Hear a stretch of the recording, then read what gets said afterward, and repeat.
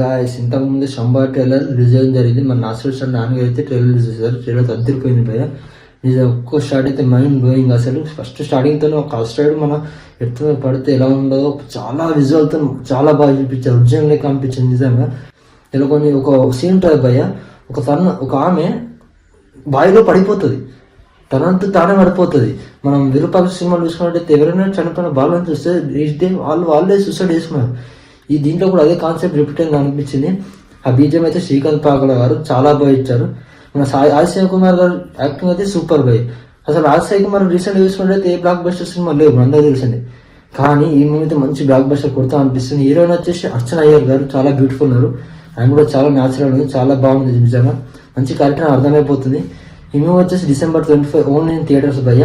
మన రైటర్ చూసుకున్నట్టయితే ఉగంధ ముని గారు అసలు టాలెంటెడ్ డైరెక్టర్ అని చెప్పచ్చు. చాలా బాగా తీశారు. ఒక్కొక్క విజువల్ ఒక్కొక్క షార్ట్స్ అయితే మైండ్ బ్లోయింగ్. అసలు చిన్న బడ్జెట్ లో బడ్జెట్లో ఇంత మంచి విజువల్స్ తీయాలంటే అసలు వాట్సాప్ అని చెప్పచ్చు. నిజంగా ఈ మూవీ కోసం చాలా ఈగలు పెట్టేస్తున్నారు. స్టంట్స్ చూసుకుంటే రాజ్ కుమార్ గారు చాలా బాగా ఇచ్చారు.